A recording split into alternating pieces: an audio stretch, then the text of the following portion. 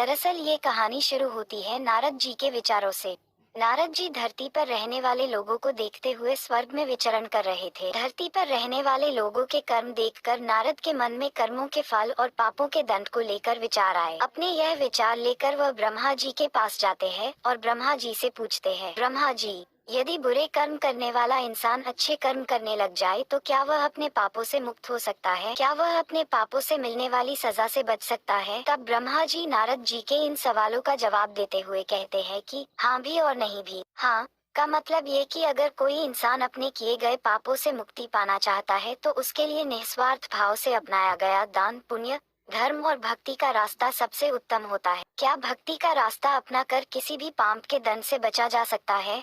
अगर इंसान दिल से अपने पापों का पश्चाताप करते हुए निस्वार्थ भाव से दान, पुण्य, धर्म और भक्ति का रास्ता अपनाता है तो वह उस जन्म में अपने मिलने वाले पापों के दंड से मुक्त हो सकता है। इससे उस इंसान के किए गए पापों की सजा कुछ कम जरूर हो जाएगी, लेकिन पापों का दंड तो जीवन काल में भोगना ही पड़ेगा। किंतु कुछ जघन्य अपराध यानी घोर पाप ऐसे होते हैं जिनका दंड शारीरिक एवं मानसिक रूप से न सिर्फ इस जन्म में बल्कि आने वाले एक या कई जन्मों तक भोगने पड़ते, यानी इंसान के कर्म कभी पीछा नहीं छोड़ते। तो ऐसे में अगर इंसान दिल से अपने पापों का पश्चाताप करते हुए निस्वार्थ भाव से दान, पुण्य, पशु पक्षियों तथा लाचार इंसान एवं जानवरों की सेवा, धर्म और भक्ति का रास्ता अपनाता है तो आगे के जन्मों में पिछले वाले जन्मों के घोर अपराधों की सजा नहीं भोगनी पड़ेगा। यदि वो अपनी पूरी उम्र श्रद्धा और विश्वास से ईश्वर की भक्ति में और पुण्य कर्मों में लगा देता है तो वह अपने पापों से सदा के लिए मुक्त हो सकता। पूरी श्रद्धा से की गई भगवान की भक्ति और निस्वार्थ भाव से अपनाया गया दान, पुण्य, धर्म और भक्ति में इतनी शक्ति होती है कि इंसान मोक्ष तक को प्राप्त कर सकता है। और नहीं का मतलब ये कि अगर वो इंसान दान, पुण्य, धर्म और भक्ति का रास्ता या कोई भी अच्छा कर्म निस्वार्थ भाव से न अपना कर किसी स्वयं के मकसद को पूरा करने के लिए या लालच से अपनाता है तो इसे दिखावा बोला जाता है। ऐसा करने से उसे उसके पापों से छुटकारा कभी नहीं मिल सकता, अपने पापों से कभी मुक्त नहीं हो सकता।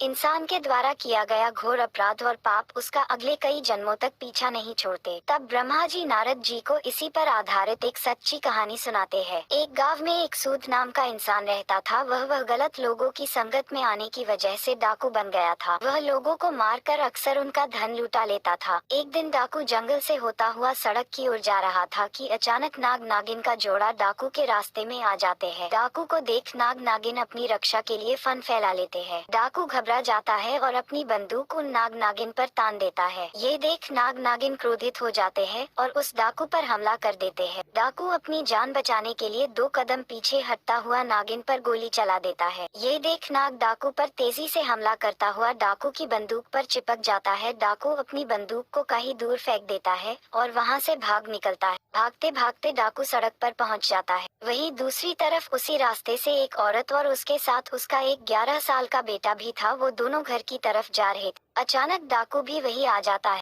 डाकू देख माँ बेटे घबरा जाते हैं। डाकू औरत के करीब जाता है और बलपूर्वक उस औरत से सूखे गले में टंगा सोने का हार खींच लेता है। अब औरत अपने और अपने बच्चे की जान की रक्षा के लिए उस डाकू से दया की भीख मांगती, लेकिन डाकू इतना क्रूर स्वभाव का था कि वह अक्सर जिस किसी को भी लूटता तो वह उसे मार भी डालता। इसलिए डाकू पर उस औरत की बातों का कोई असर नहीं होता और वह उस औरत को तेजधार चाकू मारकर बुरी तरह से घायल कर देता है।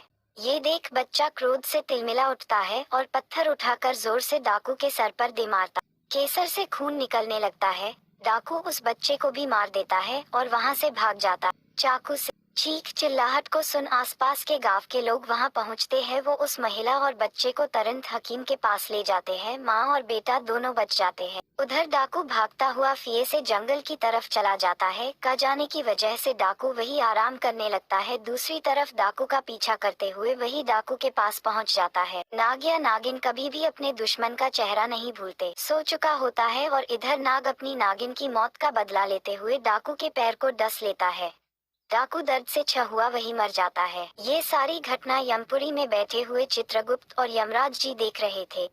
डाकू के मरते ही यम के दूत यमलोक से धरती पर डाकू की आत्मा को लेने आते हैं। वह डाकू की आत्मा को यमलोक ले जाते हैं। यमलोक में चित्रगुप्त जी अपनी किताब में डाकू के द्वारा किए गए सभी कर्मों और पापों का लेखा जोखा देखते हुए उसे उसके पापों की सजा सुनाते हैं कि आत्मा को बहुत सारी यातनाएं दी जाती है। इसके बाद चित्रगुप्त जी डाकू की आत्मा को बोलते हैं कि जिस 11 साल के बच्चे तुमने चाकू से मारा था उस पाप की सजा भोगने के लिए तुम्हारा फिर से धरती पर जन्म होगा और एक पंडित के घर होगा जहां तुम सिर्फ 11 साल तक ही जीवित रहोगे। दूसरी तरफ एक गांव में एक पंडित रहता था जिसकी पत्नी को 10 साल से कोई भी औलाद नहीं हुई थी। पंडित भगवान भोलेनाथ का बहुत बड़ा भक्त था। वह रोज भोले बाबा की पूरे श्रद्धा विश्वास से पूजा अर्चना किया करता था। इसके अलावा वह गरीबों और साधु संतों को भोजन भी करवाता था। एक दिन भगवान शंकर पंडित की सच्ची भक्ति और पुण्य कर्मों से प्रसन्न होकर पंडित को दर्शन देते हैं। पंडित भगवान शंकर के दर्शन पाकर बहुत प्रसन्न होता है। भगवान शंकर बोलते हैं, मैं तुम्हारी सच्ची भक्ति से बहुत प्रसन्न हूँ, बोलो क्या वरदान दूँ तुम्हें। पंडित एक पुत्र की मांग करता है।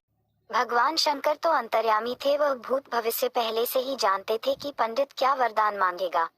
इसलिए उन्होंने पंडित को पुत्र देने का वरदान देने से पहले ही यह बता देते हैं कि यह पुत्र सिर्फ 11 वर्ष ही जिएगा, उसके बाद मर जाएगा। ये जानने के बाद भी पंडित कुछ नहीं बोलता क्योंकि उसे अपनी भक्ति पर पूरा विश्वास था कि भगवान अपने भक्त के साथ कभी अनन्य नहीं होने देंगे। ये सोचता हुआ पंडित पुत्र का वरदान मांग लेता है। भगवान शंकर पुत्र का वरदान देकर वहां से गायब हो जाते। अगले 9 महीने बाद पंडित के घर पुत्र का जन्म होता है। इधर पंडित ये जानते हुए भी कि यह 11 साल से अधिक नहीं जिएगा फिर भी प्रसन्न रहता है। ये बात पंडित घर में किसी से भी नहीं बताता। यह वही डाकू है जिसने 11 साल के बच्चे को चाकू से मारा था और अब एक पंडित के घर पैदा हुआ जो कि सिर्फ 11 साल ही जिएगा। इधर पंडित अपने बेटे को धर्म कर्म पूजा भक्ति की सभी शिक्षाएं दे देता है। पंडित अपने बेटे का नाम शंकर रखता है। देखते ही देखते दिन बीतते गए। शंकर को 11 साल पूरे होने में सिर्फ 1 महीना ही बचा था। पंडित शंकर के मामा को तुरंत घर बुलवाते हैं और खूब सारा धन देकर काशी जाने को कहते हैं। पंडित धन देते हुए बोलता है कि वहां शंकर के हाथों 28 दिनों यज्ञ करवाना, साधु संतों को पूरी श्रद्धा से भोजन करवाना और पूरी विधि अनुसार महामृत्युंजय के मंत्र का जाप करते हुए 28 दिनों तक रोज सुबह भगवान शिव की पूरी श्रद्धा से विधि अनुसार पूजा करनी है। अगले ही दिन मामा और शंकर धन लेकर काशी के लिए निकल पड़ते हैं। काशी पहुंचते ही मामा और शंकर वो सब करना शुरू कर देते हैं जैसा कि पंडित ने बताया था। ठीक 28वें दिन शंकर की हालत अचानक खराब हो जाती है। शंकर के मामा शंकर को आराम करने के लिए अंदर भेज देते हैं। शंकर के मामा जब सब साधुओं को भोजन करवा के शाम को शंकर के पास वापस लौटते हैं तो शंकर मर चुका है। ये देख शंकर के मामा जोर जोर से रोने लगते हैं। इतने में यमलोक के दूत शंकर की आत्मा को लेकर यमलोक पहुंचते हैं। कर्मों का फल। यमलोक में चित्रगुप्त जैसे ही शंकर के पाप पुण्य के लेखे की किताब खोलते हैं तो चकित रह जाते हैं और जोर से बोल उठते हैं, असंभव, अद्भुत। ये 2 शब्द बोलते ही चित्रगुप्त कुछ देर तक तो यूं ही मौन खड़े रहते हैं। फिर कुछ देर बाद चित्रगुप्त ऊंचे स्वर में यमदूतों को आदेश देते हैं कि तुरंत अभी के अभी शंकर की आत्मा को शंकर के शरीर में डाल कर आओ। यमदूत शंकर को उसके शरीर में पुनः डाल देते हैं और शंकर फिर से जी उठता है। अचानक ये चमत्कार देख कि शंकर के शरीर में हलचल हो रही है। शंकर के मामा की खुशी का ठिकाना नहीं रहता। वहां यमलोक में इस बात को लेकर यमराज चित्रगुप्त से सवाल करते हैं कि यह कैसे हुआ। तब चित्रगुप्त जी बताते हैं कि जब मैंने किताब खोली तो उसमें शंकर के द्वारा किए गए पुण्य कर्मों, भगवान शिव की आराधना और हवन जैसे शुभ और भक्ति की शक्ति से शंकर की कुंडली में जो उसके पिछले जन्म के पापों की वजह से मृत्यु का जो योग बना, वह योग खत्म हो चुका था। इसी के साथ शंकर के पुण्यों का लेखा सबसे अधिक था, जिस वजह से शंकर की उम्र बढ़कर 90 साल हो चुकी। इस वजह से मुझे सृष्टि के नियमों का पालन करते हुए शंकर की आत्मा को पुनः शंकर के शरीर में भेजना पड़ा। इधर शंकर के मामा पूरे हर्षोल्लास के साथ आंखों में खुशी के आंसू लेकर शंकर को लेकर घर पहुंचते हैं। तो शंकर को जिंदा देख शंकर के पिता इतना खुश होते हैं मानो उन्हें नया जीवन मिल गया हो। तब शंकर सबको वो सब बातें बताता है जो उसके साथ यमलोक में हुआ।